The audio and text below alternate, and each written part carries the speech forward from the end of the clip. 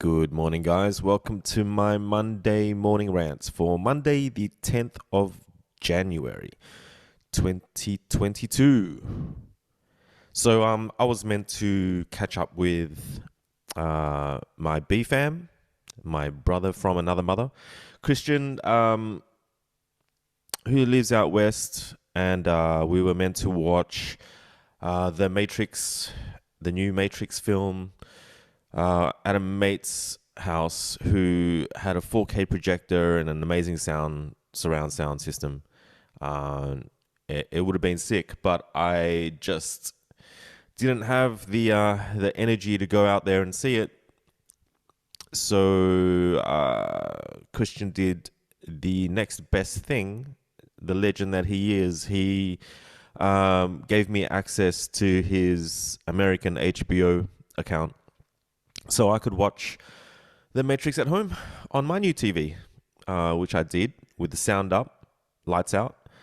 And man, as soon as that green code came up on the screen, I was giddy as fuck. And I fucking loved every minute of it. I thought it was cheesy. I thought it was fan service.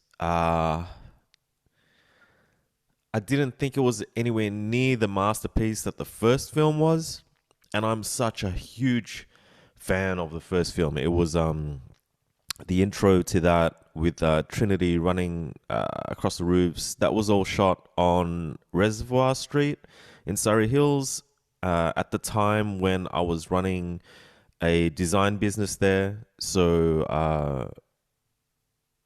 a lot of it was shot in Sydney. And it made The Matrix even more real to me because it was shot in my town. And, at some point, 2001 or something like that, at some point I actually put a pause on my design business and accepted a job at Animal Logic. And one of the biggest reasons why I took that job was because they worked on The Matrix. They did special effects for The Matrix. And yeah, I remember hopping on their internal servers when I took the job there, and I found a whole bunch of Matrix stuff. I downloaded it all. I don't know where it is now. It'd be on a spare hard drive somewhere. And but yeah, it just I was just a Matrix super geek, and didn't like the other two films so much. But coming back to this film, I really just enjoyed it from start to end. I thought it was super fun, fast paced, and a big fuck you to social media, and Warner Brothers as well, which is it's it's so rebellious and it's so awesome. I love it. Yeah, so that was great. And I've just been playing a whole bunch of Destiny 2 with the boys, and we are finally doing the harder content in the game, the Grandmasters. It's something that the guys that I play with the most often haven't been so into. They haven't spent the time to gear up to get there. But we're there and we're doing them, and the communication we have between the three of us and the way we play is really paying off, I feel. And there's no tension there. It's all good vibes, the way it should be. I mean, games are meant to be fun, right? And I find it's whatever I'm into is what I sort of search on YouTube, right? I did go down the rabbit hole a little bit with watching a whole lot of Shark Tank stuff. I don't know why, just started watching that shit. And then I suppose I'm checking out Destiny 2 content as well. And at some point during the week, one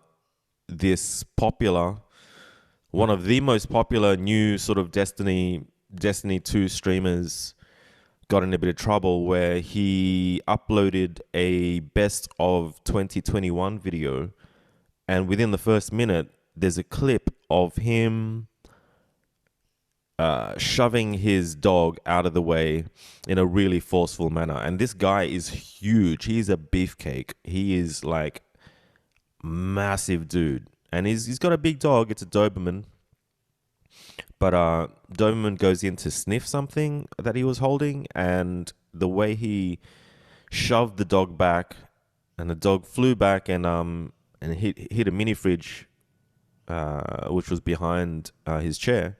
It just didn't look good, and the way the community reacted was cutthroat. They were out for blood. Cancel culture, you can call it whatever you want, but everyone went hard, and the guy decided to fight fire with fire. So for the next 24 hours or so, he just dug an even deeper hole for himself. And I couldn't help myself. I started commenting on stuff. I try not to, but man, sometimes I just can't help myself. And it wasn't so much that I was filthy angry about it, and I wasn't screaming animal abuse or anything like that, but I was just like, why is it in your best of 2021 videos? I didn't get it.